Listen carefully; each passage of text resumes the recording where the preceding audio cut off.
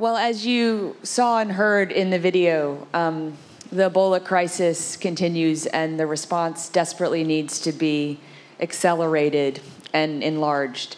And we're incredibly grateful to our CGI members for responding to this need, and yet we're deeply aware that this is only a small portion of what will be required, both to combat Ebola effectively and to ensure, as you heard Dr. Paul Farmer say in the video, that this is only the vanguard of helping Liberia, Sierra Leone, and Guinea build robust, resilient health systems to better meet the next crisis, whenever it comes, and also the ongoing health needs of their population.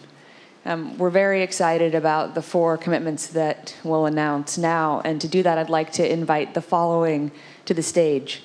Jim Greenbaum of the Greenbaum Foundation, Ann Goddard of Child Fund International, Steve Smith of Airlink, Andrew McCullough of Direct Relief, Dr. Julie Gerberding of Merck, Gary Cohen of Becton Dickinson, Paul Farmer of Partners in Health, Raj Punjabi of Last Mile Health, Dr. Bylor Berry of Wellbody Alliance, and Strive Masaweya of Econet Wireless. Many of them will be familiar to you from the video that you just saw.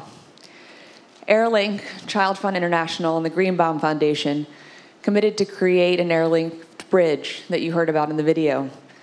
Over the next few months, they'll transport up to 500 tons of medical supplies in multiple trips to West Africa through the end of the year. If any of you want to support this commitment, we hope that you will, so that it could even extend past that initial horizon. As you heard in the video, Airlink has received a $3 million grant from the Paul Allen Family Foundation to support these efforts. They could do even more with even more funding. I'm going to shamelessly plug each one of these. I'm putting you all on notice now. Econet Wireless will provide $100,000 worth of solar-powered lanterns to support relief teams working to treat, contain, and prevent Ebola outbreaks in some of the most affected areas, particularly the rural areas, which currently have limited or no access to ongoing consistent clinical care, ensuring that daylight does not become a constraint under which Ebola care can be delivered.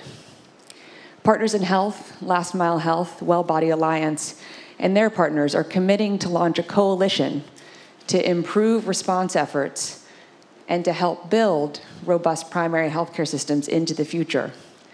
The coalition aims to train healthcare providers at all levels, improve direct care delivery, create coordinated best practices for regional Ebola treatments, and support a care task force that the World Bank is convening. Their specific efforts will touch the lives of at least 1 million people, particularly women and girls who have been disproportionately affected by Ebola, as this is largely a caregiver's disease. So for those of you who care predominantly about gender, we hope that you'll also engage in this effort to help ensure that Last Mile Health, the Wellbody Alliance, Partners in Health can do even more than their ambitious plans already entail. And today, we're excited to announce that the GE Foundation has pledged $2 million in initial seed funding to support the coalition efforts. Again, we hope this is only the first such investment in this important development. As we all know, diseases like Ebola know no borders or boundaries. The epidemic currently in Liberia is doubling every 15 to 20 days. In Sierra Leone, it's doubling every 30 to 40 days. This is an existential threat to all of us, regardless of where we live, regardless of what we care about. My mother will talk a little bit later about further efforts that we're engaged with here at CGI to ensure that although the meeting might end in about an hour, our Ebola efforts continue.